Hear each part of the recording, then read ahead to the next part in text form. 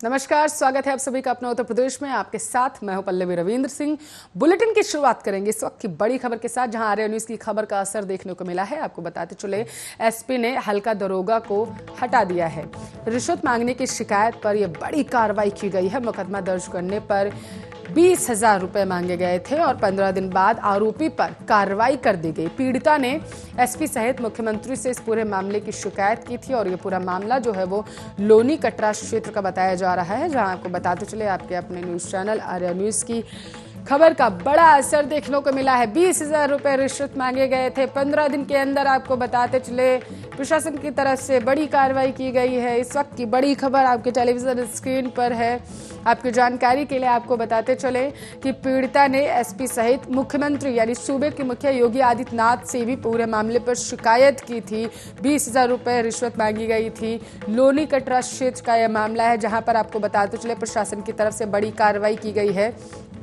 Arya news की यहाँ पर खबर का बड़ा असर देखने को मिला है। प्रशासन ने कड़ाई के साथ यहाँ पर आपको बताते चले हल्का दरोगा को हटा दिया है। एसपी ने त्वरित कार्रवाई करते हुए ये बड़ी कार्रवाई की है और आपको बताते चले हल्का दरोगा को हटा दिया गया है। आरोप ये था कि उन्होंने 20,000 रुपए मांगे थे, जिसको आर्या न्यूज़ ने प्रमुखता से दिखाया था। उसके बाद आपको बताते चले उन्होंने 15 दिन के अंदर उन्हें निलंबित कर दिया गया। तो 20,000 रुपए मांगे गए थे पीड़िता से। पीड़िता ने इस पूरे मामले की शिकायत एसपी साहब से की थी और इसके साथ साथ सूबे के मुखिया योगी आदित्यनाथ से।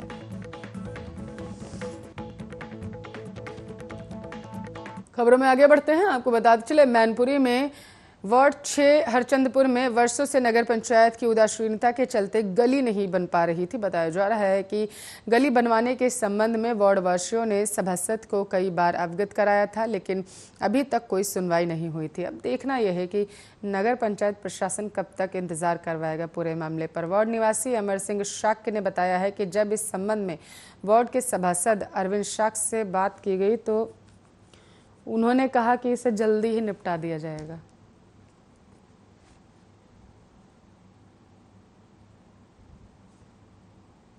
अरे गली मेरी बनी नहीं, अभी 2-3 बार उससे चेयरमैन से कहा, वो कह रही है अभी मेरे यार बजट नहीं है और मेरे पास 2 बार बनने भी आई, लोगों ने पार्टियां में रिक्स उठा दिया, नहीं बन पाई, प्रॉब्लम थी। ठीक है, अब सब लोग राजी हैं, वो भी गली नहीं बन रही, आज 2-3 साल हो गई काफी। एटा को रुक करेंगे। एटा के थाना अवागढ़ क्षेत्र के गांव सरकारी में मामूली विवाद को लेकर दबंगों ने एक युवक को गोली मार दी है, जिससे वह गंभीर रूप से घायल हो गया। तत्काल गांव वालों की मदद से युवक को जिला अस्पताल में भर्ती कराया गया, जहां उसका इलाज अभी भी चल रहा है। आपको बताते चले कि गांव सरकारी निवासी मुन्नालाल पुत्र टुइया का पुत्र गांव में ही एक दुकान पर कुछ सामान लेने गया था, जिसके बाद पैसों के लेन देन को लेकर लड़ाई झगड़ा हो गया था और गाली गलौज के बाद मामला इतना ज़्यादा बढ़ गया कि मौके पर पहुंचे मुन्नालाल को दबंग दुकानदार ने गोली मार दी, जिससे वह गंभीर रूप से घायल हो गया है। घायल मुन्नालाल को तत्काल गाँव वालों की मदद से जिला चिकित्सालय में भर्ती कराया गया, जहाँ उसका अभी भी इलाज जारी है।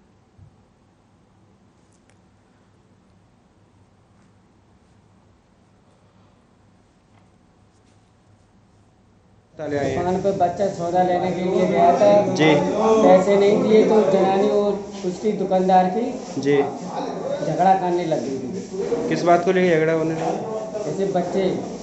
तो क्या किया उसने? कौन कौन थे? पत्थर मारना चालू कर दिया उन लोगों ने, फिर फायर भी मारना चालू कर दिया। आपकी गोली भी लगी है? हाँ, गोली लगी थी मेरे और किसी के भी? पूरा मोहल्ला था 8-10।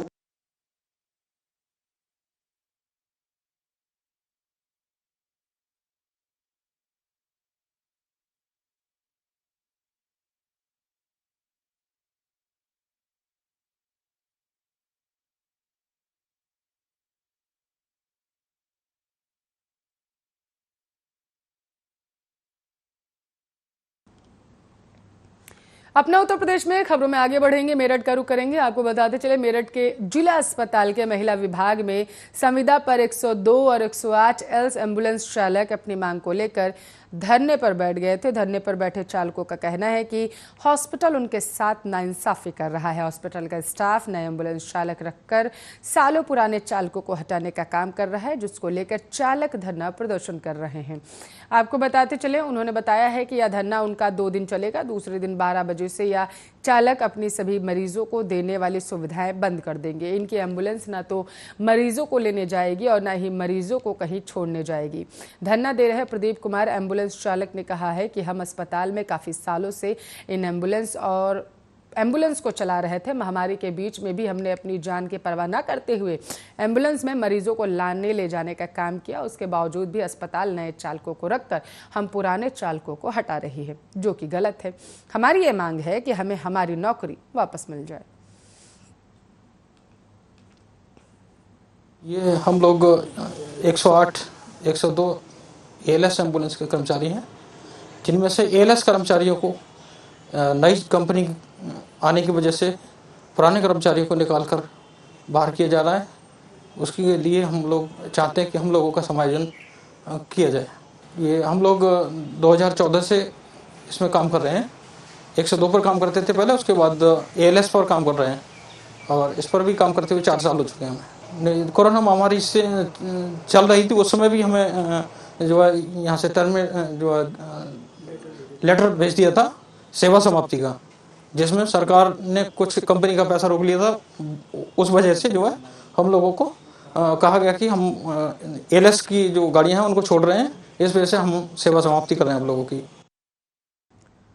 तो वहीं गोरखपुर में महानगर कांग्रेस कमेटी के अध्यक्ष आशुतोष तिवारी के नेतृत्व में आज कांग्रेस कार्यकर्ताओं ने जल जमाव की समस्याओं के अतिशीघ्र निस्तारण के लिए विरोध प्रदर्शन किया है। आपको बताते चले कि बीते 18 जुलाई और 19 जुलाई तक हुई रिकॉर्ड तोड़ बारिश की वजह से महानगर के विभिन्न गली मोहल्लों और कॉलोनियों में जल जमाव की स्थिति बन गई थी, जिसकी वजह से नागरिकों का जीवन अभी तक नरक बना हुआ था। महानगर कांग्रेस कमेटी के कार्यकर्ताओं ने ऐसी सभी जगहों के फोटो को अपने हाथों में लेकर अब प्रदर्शन किया है और नगर आयुक्त को ज्ञापन दिया है। कांग्रेसियों ने मांग किया है कि जल जमाव की जो भी समस्या है उसे अतिशीघ्र दूर किया जाए, जिससे आम जनता को राहत मिल सके। साथ ही कांग्रेसियों ने ये भी मांग किया है कि नगर निगम के हर क्षेत्र में शामिल हुए जितने भी ग्रामीण क्षेत्र हैं वहाँ सड़क और नाली की उचित व्यवस्था अतिशीघ्र की जाए।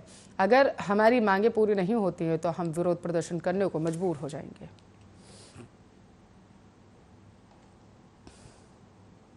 3-4 दिनों से गोरखपुर महानगर के अंदर लगभग सभी कॉलोनियों में जल जमाव की निकासी के विरोध में, जो जल जमाव के विरोध में उसके निकासी हेतु आज नगर निगम आयुक्त को हम लोग ज्ञापन देने यहाँ उपस्थित हुए हैं।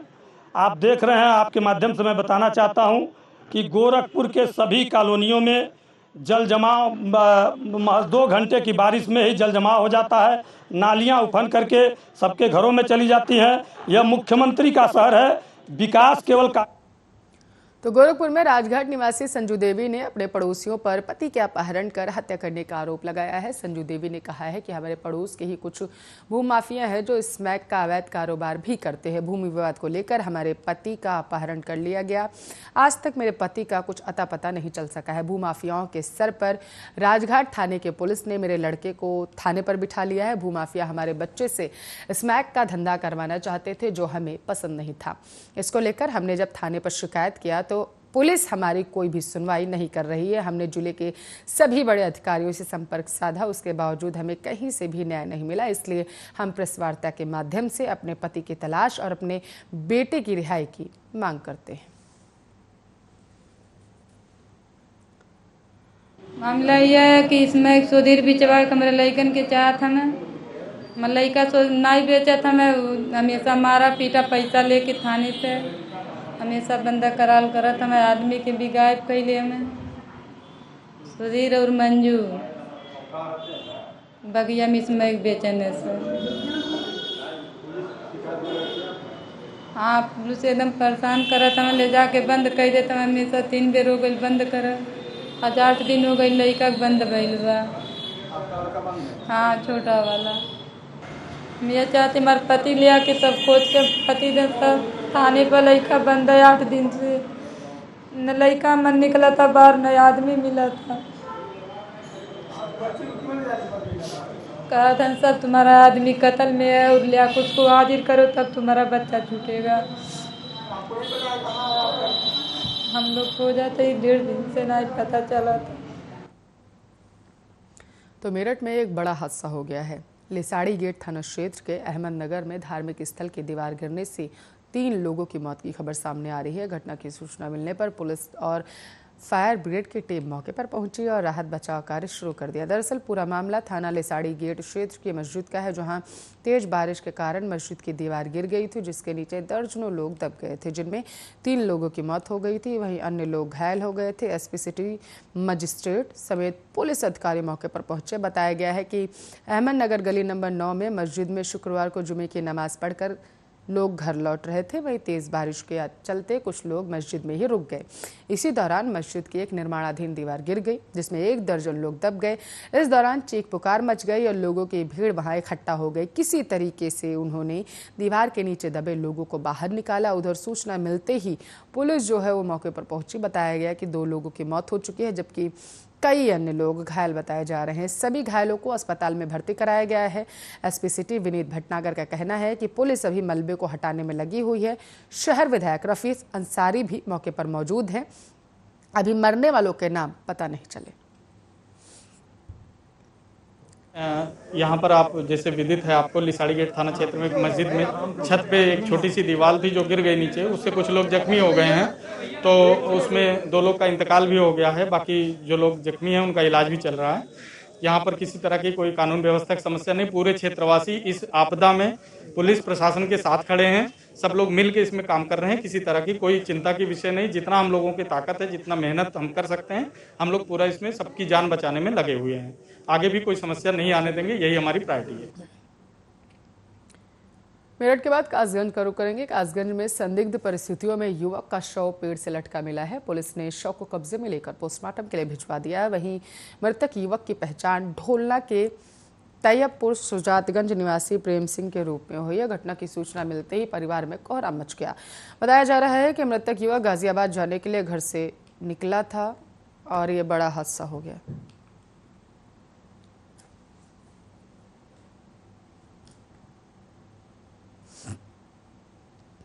तो वहीं दूसरी तरफ मेरठ में गोविंदपुरी के पास रजवाही की पटरी पर गंभीर अवस्था में एक महिला की मिलने की खबर सामने आ रही है, जिसके बाद थाना पुलिस मौके पर पहुंची और महिला से पूछताछ कर उसे मेडिकल में भर्ती करा दिया है। पूछताछ में महिला ने पति पर ही बदमाशों से हमला करने का आरोप लगाया है। वहीं प्रभारी आनंद प्रकाश मिश्रा ने बताया है कि कोमल शर्मा की शादी 14 साल पूर्व सहारनपुर निवासी मनोज के साथ हुई थी। उसके 2 बच्चे भी हैं। वह खतौली आई हुई थी, जहां बुधवार शाम कार सवार बदमाश जबरन उसका अपहरण कर ले गए।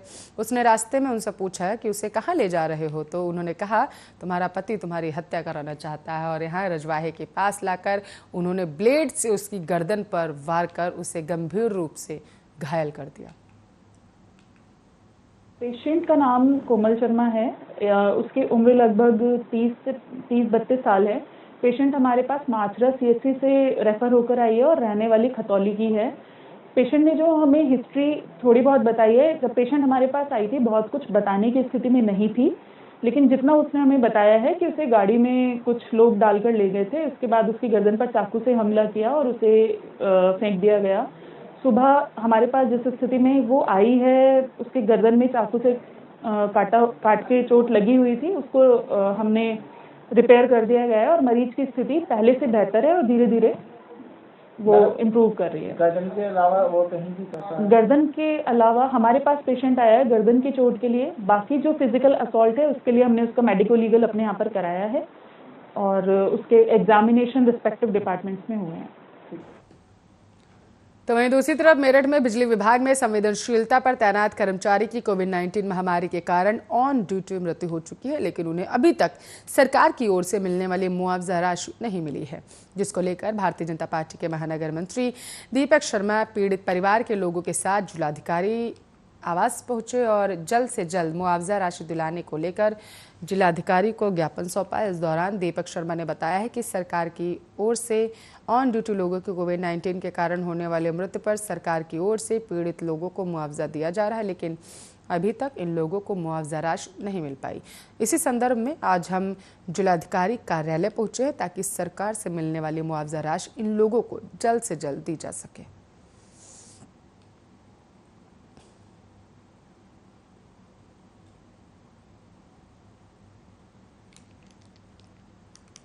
नितिन शर्मा जी, जिनकी दुर्भाग्यपूर्ण रूप से कोविड काल के दौरान ड्यूटी के दौरान ऊर्जा विभाग में जो संविदा कर्मचारी थे उनकी मृत्यु हो गई थी और उनकी मृत्यु के दौरान, उपचार के दौरान उनकी मृत्यु हो गई थी दुर्भाग्यपूर्ण रूप से। तो सरकार की तरफ से 50 लाख रुपए का एक मुआवजा राशि जिन लोगों की ड्यूटी के दौरान मृत्यु हुई थी उनके लिए तय की गई थी, लेकिन इनको मिल नहीं पा रहा है। जबकि विभाग के अन्य बड़े कर्मचारी जो अधिकारी हैं, अधीक्षण अभियंता हैं, वो लोग जिनकी मृत्यु हुई है उन सबको मुआवजा राशि मिल गई है। ये उनका पुत्र है, ये इनकी पत्नी है। हम सिर्फ ये डिमांड करने आए कि गरीब संविदा कर्मचारी, जब सब योजना सबके लिए बराबर है तो इनको भी न्याय मिलना चाहिए, इनको भी राशि मिलनी चाहिए, जिससे इनका जीवन यापन हो सके, इनके बच्चों का पालन पोषण हो सके। मैनपुरी करीब करेंगे, जहां पर सुरक्षा का शुभारंभ करने पहुंचे सदर विधायक राजकुमार यादव ने गुरुवार को हरी झंडी दिखाकर जन जागरूकता रैली को रवाना कर दिया। रवाना रैली करते हुए सभी जनता से अपील की है उन्होंने कि यातायात नियमों का पालन अवश्य करें। परिवहन विभाग द्वारा सड़क सुरक्षा सप्ताह का आयोजन किया जा रहा है कि सभी लोगों को यातायात नियमों की जानकारी के लिए जागरूक किया जाए। विभिन्न कार्यक्रमों के जरिए सभी लोगों को जागरूक करने के साथ साथ उनको नियमों का भी पालन कराया जाए। इसके लिए 2 पहिया वाहन चलाते समय सभी लोग हेलमेट का प्रयोग करें और 4 पहिया वाहन गाड़ी चलाते समय सीट बेल्ट अवश्य रूप से लगाएं। अगर ऐसा नहीं करेंगे तो यात्रा नियम तोड़ने वालों के विरुद्ध यातायात पुलिस और यातायात परिवहन विभाग द्वारा चालान काटने की कार्रवाई भी की जाएगी।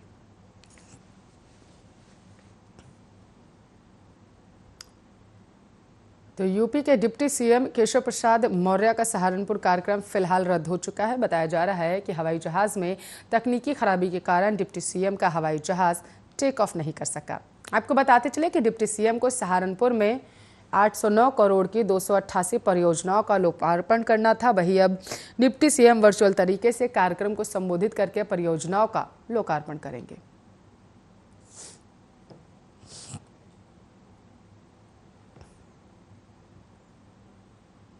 बहराइच को रुख करेंगे। बहराइच में भारत समाचार और दैनिक भास्कर पर आईटी की छापेमारी के विरोध में आपने प्रदर्शन किया है। बताते चले कि जिलाधिकारी कार्यालय के गेट के पर आम आदमी पार्टी ने जोरदार प्रदर्शन किया। इस दौरान योगी मोदी मुर्दाबाद के नारे भी लगाए गए। साथ ही पत्रकारों पर छापेमारी, लोकतंत्र से गद्दारी के नारे लगाए गए हैं। जिला अध्यक्ष अरुण कुमार सिंह के नेतृत्व में आप कार्यकर्ताओं ने जोरदार प्रदर्शन किया। जिला अध्यक्ष ने भारत समाचार पर छापेमारी की आवाज बंद करने की कोशिश भी बताया।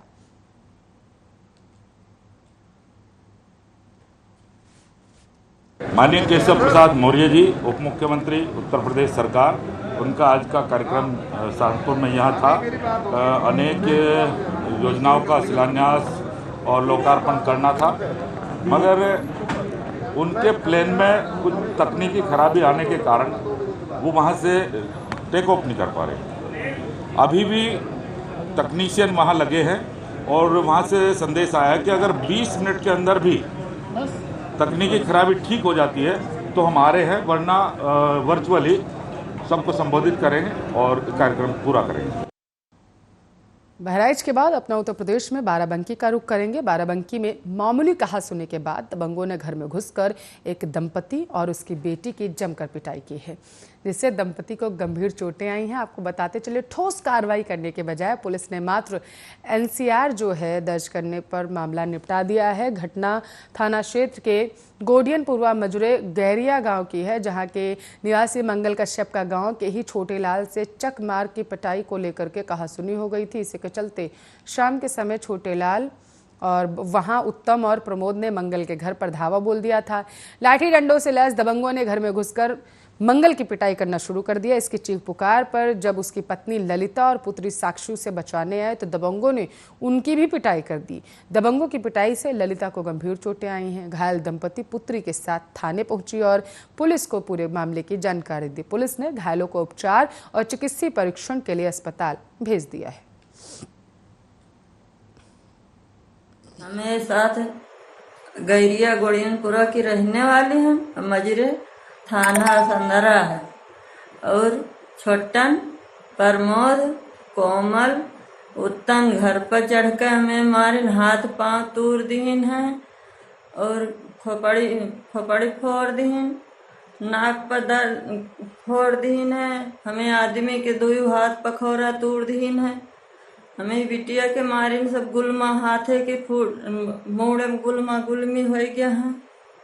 हमारा हाथ टूट गया है, अक्सरा करावा है और जाके संदरा में गए हैं। हमारा कुछ सुनवाई उनवाई नहीं भाई। चलिए इसी खबर के साथ फिलहाल के लिए अपना उत्तर प्रदेश में खबरों में बस इतना ही। देश दुनिया की तमाम खबरों के लिए आप देखते रहिए आपका अपना न्यूज चैनल आर्या न्यूज।